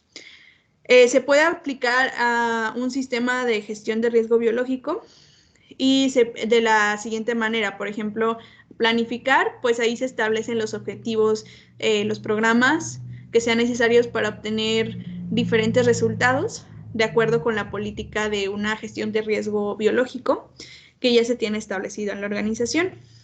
En la cuestión de hacer, pues es más que nada implementar estos objetivos.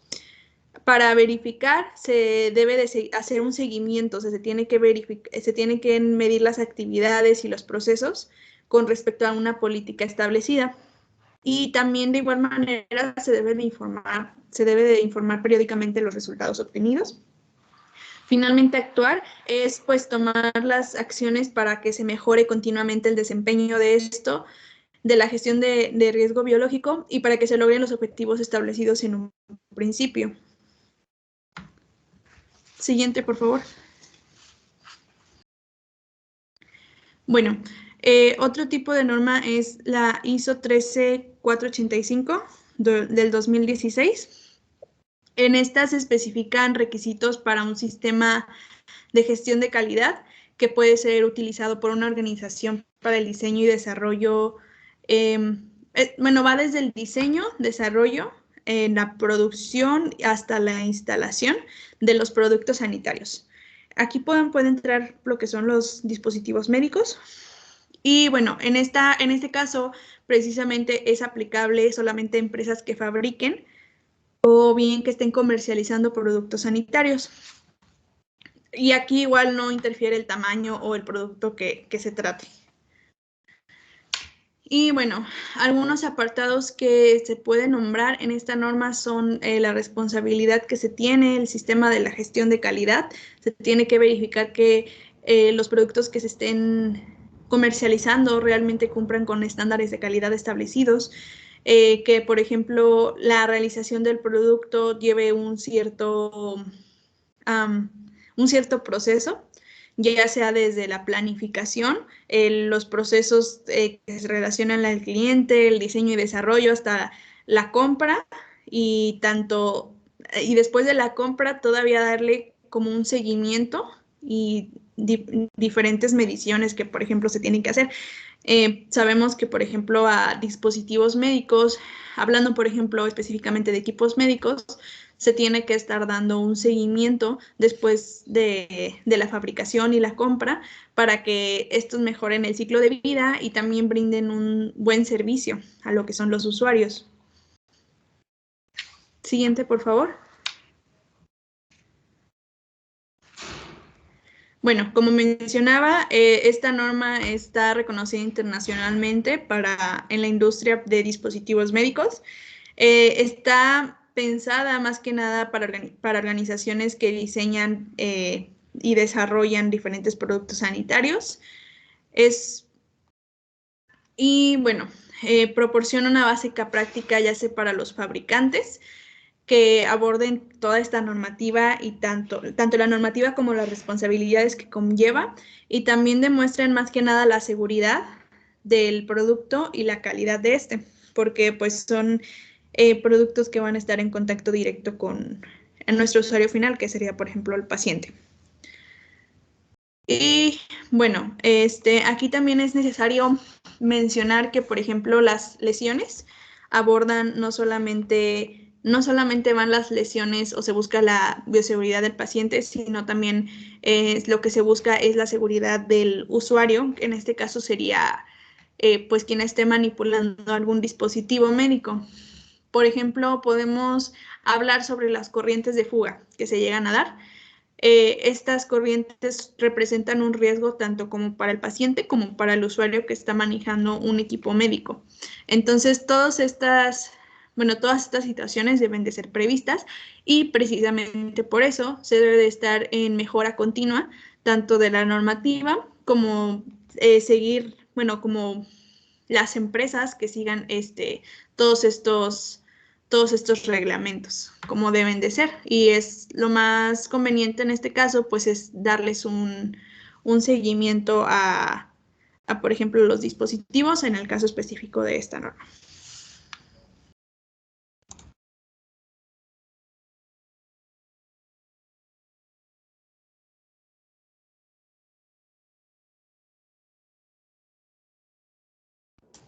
Ok, vamos a continuar con la norma ISO 80002. ¿Sí me escucho, verdad? Sí, ¿verdad? Sí. Ok, gracias. Esta norma ISO se aplica a software utilizado en el sistema de gestión de calidad, software utilizado en la producción y prestación de servicios y para el software utilizado para el seguimiento y medición de requisitos. Sin embargo, pues no se aplica a software que son para componentes o partes o accesorios de un dispositivo o que el software que es en sí mismo un dispositivo médico.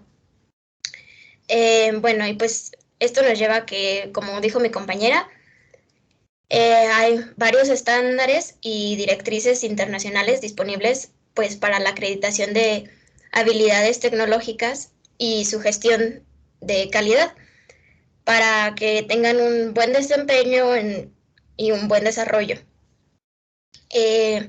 Algunos artículos de la Organización Mundial de la Salud se han desarrollado pautas para la bioseguridad y el control de la bioprotección sobre conceptos que son similares a estos para mejorar la capacidad tecnológica mediante instalación de dispositivos y la mejora del rendimiento técnico.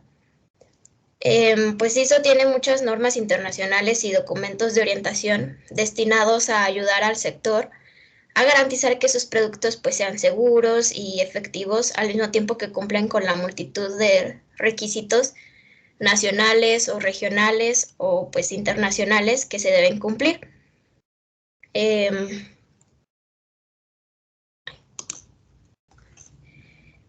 Continuamos con la ISO 20417 de dispositivos médicos, que esta información es sobre la información que se debe proporcionar el fabricante, que simplifica el proceso de cumplimiento de las regulaciones de información del producto al proporcionar requisitos genéricos comunes que son consistentes en todos los dispositivos de todas las ubicaciones geográficas, o sea, en todo el mundo. Y establece requisitos para la identificación, marcado y etiquetas en un dispositivo médico o accesorio, y su información necesaria para acompañar el dispositivo o accesorio. Esta norma es similar a la NOM 137 SSA1 que les dio mi compañero Lázaro. Esta norma cubre los requisitos de información para ser suministrado en la etiqueta, para ser proporcionado en el embalaje, en las instrucciones de uso y su descripción técnica, y de lo contrario, se debe suministrar en el dispositivo médico o accesorio. La descripción técnica que menciona pues es un término para todos los datos que son esenciales para un uso seguro, su transporte y su almacenamiento. Mantenimiento, reparaciones, medidas o las condiciones necesarias para instalar el dispositivo médico y prepararlo para que sea utilizable. El informe técnico 204.16 de dispositivos médicos asegura la vigilancia posterior a la comercialización para los fabricantes. Proporciona una orientación sobre cómo monitorear de manera efectiva la seguridad, el rendimiento y la usabilidad del dispositivo en el uso diario. Esto es esencial para poder detectar cualquier efecto indeseable en el dispositivo, al mismo tiempo que debe destacar en qué áreas se debe mejorar la seguridad, el rendimiento y su usabilidad. La salida de este proceso se puede utilizar como entrada en la realización del producto, como entrada en la gestión de riesgos, para monitorear y mantener los requisitos del producto, para comunicarse con las autoridades reguladoras o como entrada en los procesos de mejora. Aquí, pues, quien desarrolló las normas, esta y la anterior, dijo que ambas tienen como objetivo ayudar a los fabricantes a mejorar sus productos y así cumplir con todas las leyes y regulaciones necesarias de manera más efectiva.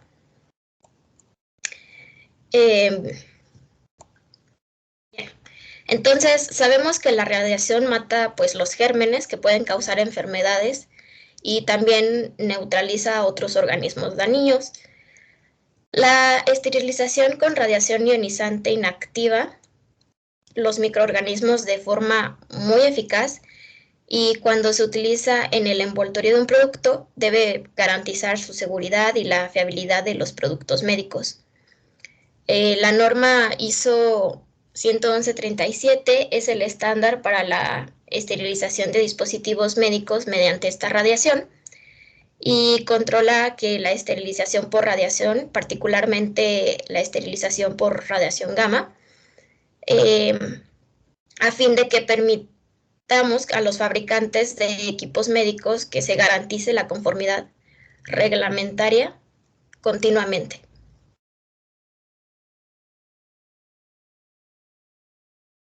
En la norma ISO 116.07 es el estándar para el envasado de productos esterilizados para dispositivos médicos. Es aplicable a la industria, a las instalaciones de atención médica y a cualquier lugar donde los dispositivos médicos se coloquen en sistemas de barrera estériles y se esterilicen, algo similar a lo anterior. Pero este es sobre el empaquetado para productos médicos esterilizados, que debe ofrecer garantías de que los contenidos en su interior pues se mantendrán estériles durante todo el ciclo de vida del producto. O sea, desde que sale de la fábrica hasta que el consumidor final lo abre para utilizarlo. Este empaquetado también deberá proporcionar protección y mantener la esterilidad hasta el momento de su uso. Este embalaje también debe ser resistente a la esterilización. Como vimos en el punto anterior, hay algunos productos que se esterilizan con todo y su empaquetado. El empaquetado debe ser estéril también y resistente. Y como a componentes de óxido de etileno o la radiación, entre otros que podrían deformar los materiales del empaquetado, decolorarlos o hacer que se derritan. Lo mismo ocurre con las etiquetas, que de no tenerse en cuenta podrían borrarse, caerse o desteñirse. Me parece que esto también lo comentó mi compañero Lázaro. Es necesario proporcionar instrucciones de uso que garanticen que los usuarios deben utilizar el producto de forma segura. Por ejemplo, incluir información sobre cómo abrir este paquete o sobre el lugar más seguro para hacerlo.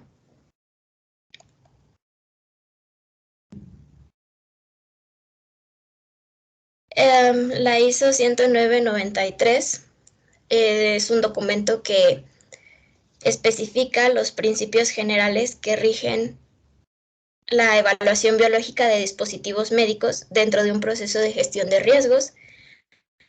También la categorización general de dispositivos médicos basada en la naturaleza y duración de su contacto con el cuerpo.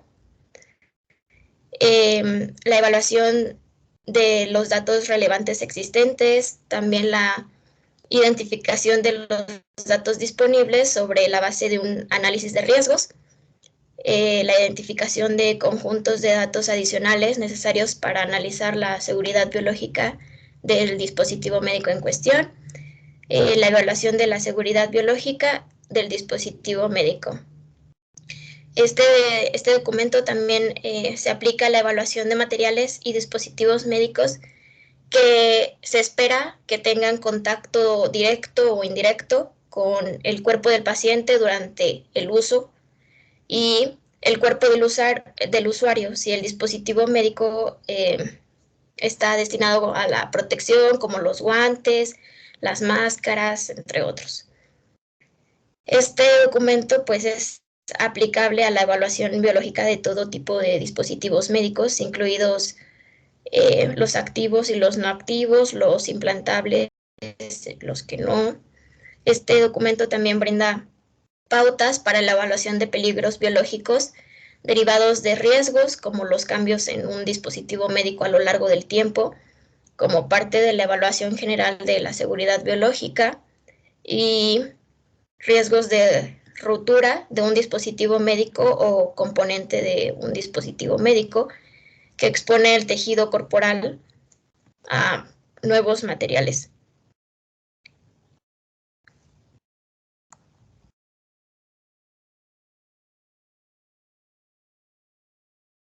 Bueno, el IEC son las siglas en inglés de International Electrotechnical Commission y es la Organización Mundial de Normalización para las Tecnologías Eléctricas, Electrónicas y demás relacionadas.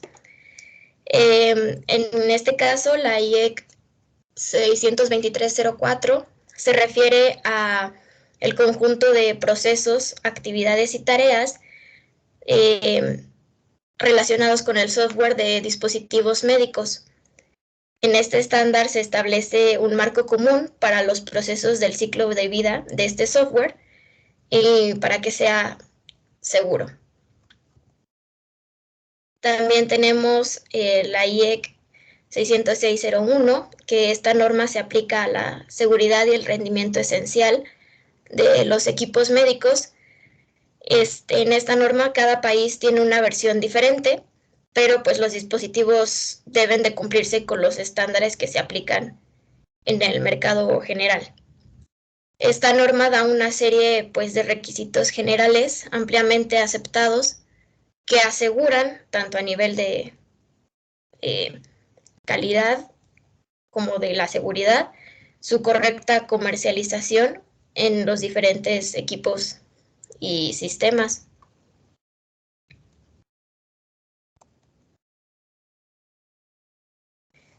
La IEC 80601 se aplica la seguridad básica y el rendimiento esencial del equipo quirúrgico asistido por robótica y sistemas quirúrgicos asistidos por robótica.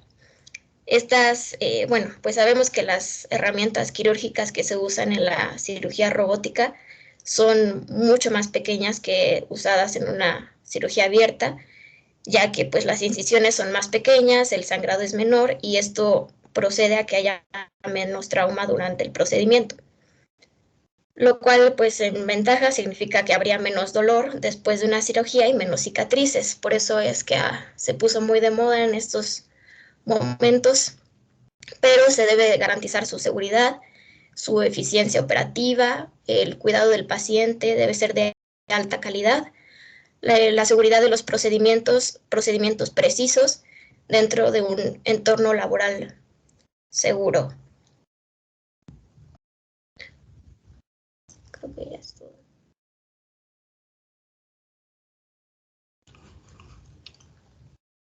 Muchas gracias, Scarlett. Diana, muchísimas gracias. Bien hecho.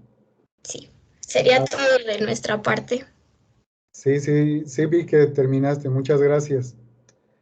A ver, muchachos, señoritas, ¿por qué es importante saberse la normatividad internacional? Les voy a comentar algo. En algunas ocasiones hay algunas cosas que aquí en México están en el limbo. No están normadas todavía. De todos modos, México es uno de los países más regulados a nivel mundial precisamente por los tratados de libre comercio que se firmaron con Estados Unidos y con Canadá en los años 90. Precisamente los tratados incluían esta parte, ¿vale? De que deberían de que exactamente lo mismo que regía en Estados Unidos y Canadá lo debería de tener México. En México tenemos lo mínimo que debe de cumplir. Lo mínimo que debe de cumplir es lo que dice la norma, muchachos. ¿Sale? Por ahí ahorita va a ir un par de preguntas para sus compañeros. Por ahí estaba checando, estaba esperando la siguiente presentación para verlo. Cuando no hay una norma, cuando no hay una ley aquí en México, ¿qué es lo que se hace, Diana, Scarlett? En dado caso que hay algún problema, ¿qué es lo que se hace por parte del ingeniero biomédico para no tener inconvenientes? Diana, Scarlett, ¿sí saben la respuesta o no? No hay problema. Profe, no le entiendo bien. O sea, cuando no hay una norma, ¿qué hace el ingeniero para qué? No entiendo la pregunta, disculpe. En algunas ocasiones puede llegar a ocurrir por ahí algún siniestro, algún problema, puede llegar a ocurrir que se muere algún paciente. Ejemplo, fallece algún paciente, pongamos, por la luz, pero la sorpresa es que no hay norma de luminotecnia aquí en México. ¿Qué es lo que debe de hacer el ingeniero biomédico antes para no tener problemas? ¿Sí, Diana? Sí, pues se debería de buscar, ¿no? Como precisamente esa normativa a seguir, en ese caso específico, y pues seguir de acuerdo a lo que el documento dicte. O sea, no me imagino que puede hacer como, por ejemplo, lo que él piense que es correcto, sino que se debe de hacer algo que ya está establecido y que ya ha sido estudiado. Exactamente, Diana. Lo que se hace es ir y buscar una norma internacional. Si no existe norma aquí en México, uno va y busca la norma internacional y uno aplica esa norma. Y con eso, pase lo que pase, no hay ningún problema como biomédico. Les voy a decir algo, en dado caso que llegue a fallecer algún paciente porque uno no hizo su trabajo, uno tiene un problema de tipo legal y no es fácil el problema que tiene, ¿sale? Entonces, antes de entrar en uno de esos problemas, lo que uno debe de intentar es cumplir con toda la normatividad posible para que no vaya a haber algún problema que se vea reflejado en la parte laboral y mucho más, todavía mucho menos aún, en la parte legal, ¿sale? Desde antes se intenta cumplir con las leyes para que en el momento que ocurra algo no haya ningún problema para uno. Eso es lo que usualmente se hace. Por eso es que es importante que ustedes vayan y busquen en las normas internacionales. ¿Qué es lo que hay? Les voy a decir algo, no hay norma de luminotecnia. Y en algunas ocasiones hay normas que son tan específicas como, por ejemplo, hay una norma para un SG. ¿Sale? En alguna ocasión le preguntaba a uno de sus compañeros, bueno, les preguntaba en una clase de gestión acerca de quién ya tenía algún dispositivo para poder comercializarlo. Y me decía su compañero, yo ya lo tengo. Para empezar, técnicamente no lo había hecho en forma correcta, descartado, ¿sale? No era repetible lo que él había hecho porque iba y cambiaba resistencias y capacitores intentando mover, por ejemplo, la frecuencia de corte de los filtros. Me tocó verlo en el laboratorio. Posteriormente, estaba digitalizando con un Arduino. La digitalización mínima que se debe de tener es de 12 bits. Arduino, a ver, ok, perdón. Arduino, les comento, tiene 8 bits. ¿Cómo lo iba a poder hacer? No había forma de poder hacerlo, de poderlo comercializar. Y mucho menos se había pegado a la normatividad. Le hacía falta mucho. Él no debería de probarlo en pacientes porque es un dispositivo que ya existe y lo que él decía es que él podía venderlo como algo equivalente. ¿Está bien? Sin embargo, ¿no? Desde el inicio tenía un dispositivo que únicamente le mostraba por ahí la señal eléctrica del corazón, pero no se la mostraba en forma correcta. Entonces, olvídense, no estaba todavía no se podía vender. Por ahí les decía hace un momento les decía a Diana, les hablaba de la 13485. Yo compré esa norma. La compré muy cara, me costó 3,500 pesos, todavía me acuerdo, en el 2013. Ahorita ya ustedes se meten a la librería Génesis y la pueden descargar sin ningún problema. Eso es lo que hacemos en los países como México cuando no tenemos dinero. Sin eso no podríamos tener educación en muchas cosas, muchachos. El conocimiento lamentablemente cuesta, ¿sale? Entonces, ya la pueden descargar. Y por ahí les decía que debe de cumplir con determinadas cosas y les hablaba precisamente de las corrientes de fuga. Cuando ustedes tienen corrientes de fuga, tienen que mostrarle a la autoridad que no existen. ¿Y cómo se hace eso? A través de certificaciones. Hay una certificación de seguridad eléctrica, de seguridad electromagnética. Cuando el dispositivo es introducido a través de una cavidad natural del cuerpo, hay una certificación eléctrica y electromagnética. Lo llevan ante una instancia aquí en México. Ya hay laboratorios, hay un par de laboratorios de esos, que puede certificar sus dispositivos de ustedes. Ya se los puede certificar. Y entonces ya ellos les certifican que tengan menos de lo permitido que deben de tener para poder ser certificado ese dispositivo. Vamos a pasar a las instalaciones hospitalarias. ¿Por qué es importante la certificación, muchachos? La certificación usualmente está basado en todo lo que se debe de hacer correctamente dentro de una institución de salud, dentro de un hospital. ¿Sale? Por ejemplo, si ustedes hablan de procedimientos, los manuales de procedimientos los deben de tener al día y son manuales de procedimientos que deben estar normados, deben de estar conforme a las normas. Por ejemplo, yo no le puedo decir a un enfermero que vaya a operar, que vaya a hacer alguna cirugía. ¿Por qué? Porque es una función que no le corresponde a él. Y bueno, de todos modos, si estando dentro del hospital le digo, soy el director general, hay un organigrama para decir cuál es la jerarquía que tiene cada persona dentro del hospital. Yo soy el director médico y le puedo decir, bueno, a partir de ahora, tú como enfermero vas a hacer las cirugías. Y el enfermero dice, yo no lo puedo hacer. ¿Está bien? Él no lo puede hacer. Y entonces el director general se quiere ahorrar dinero. Le dice, si no lo haces, entonces te voy a correr. Entonces ahí nuevamente entra la parte legal. ¿Sale?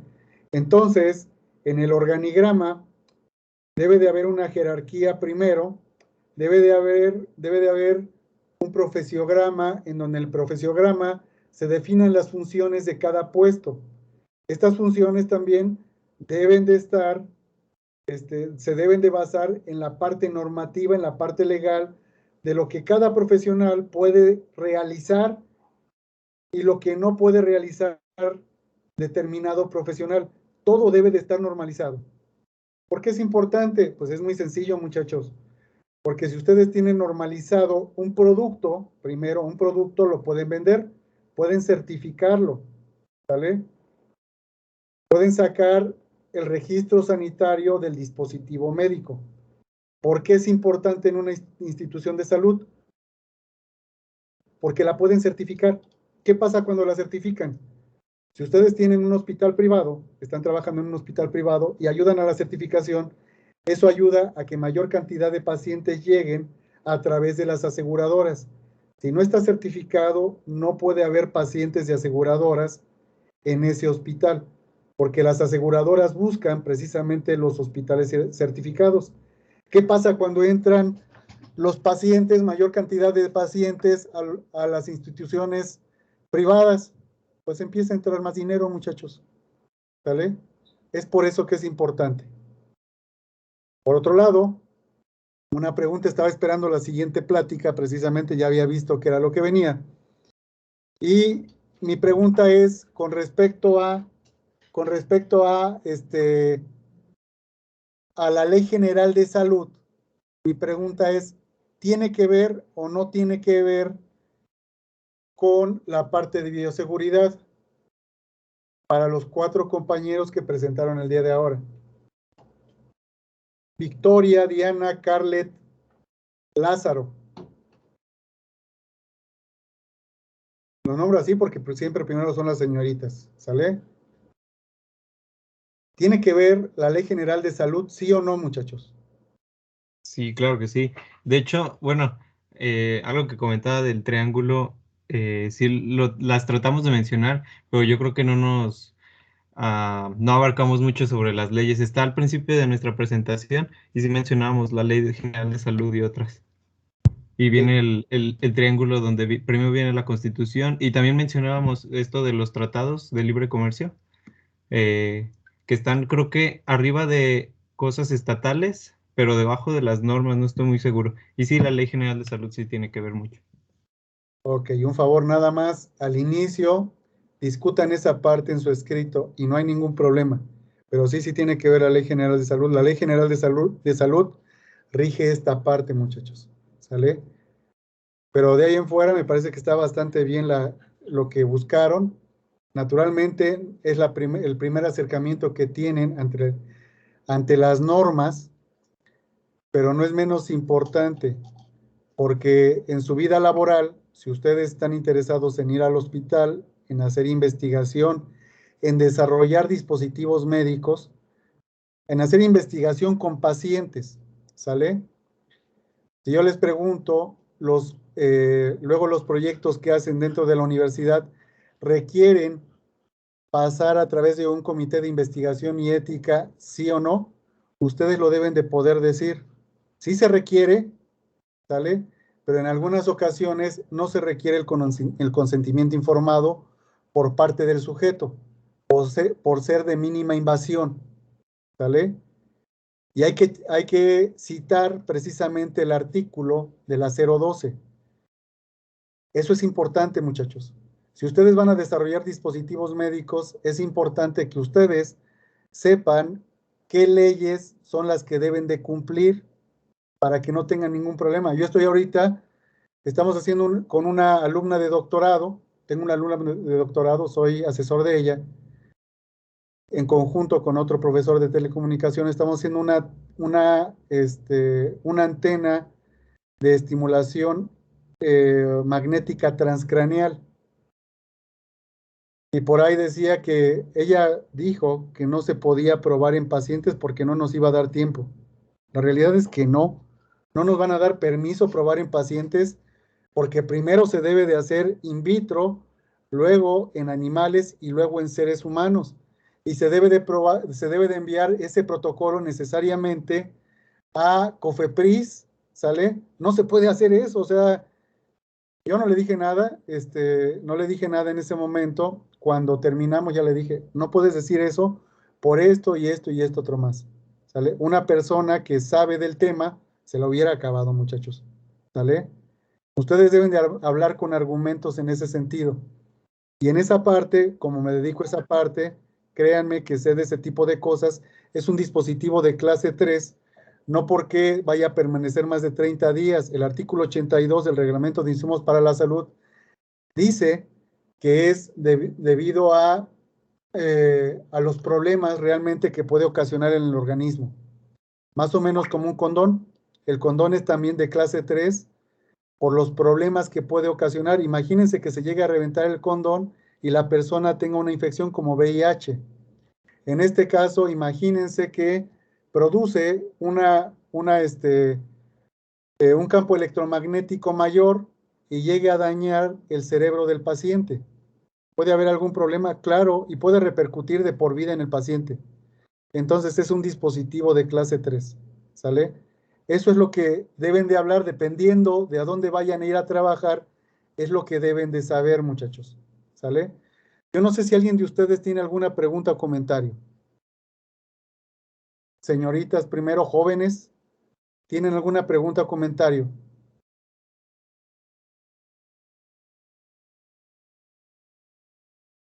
Ok, si no hay preguntas, no hay comentarios, nada más. Me dio mucho gusto volver a escuchar a sus compañeras.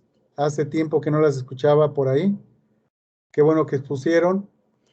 Lázaro, está bien la presentación. Por ahí nada más hay algunas pequeñas cosas que les hacen falta, pero la realidad es que estoy conforme con con esta primera unidad. Muchas gracias, muchachos. Nos vemos el día martes, el día domingo, por favor. Espero que me envíen sus escritos a más tardar a las 12 de la noche para que el día lunes tenga tiempo de revisarlos. Si no hay más dudas, no hay más comentarios, espero que estén muy bien. Muchas gracias. Excelente noche. Bonita noche, profe. Gracias. Gracias, doctor. Buenas noches. Gracias, buenas noches. Buenas noches, profe. Buenas noches, profe. Nos vemos. Gracias.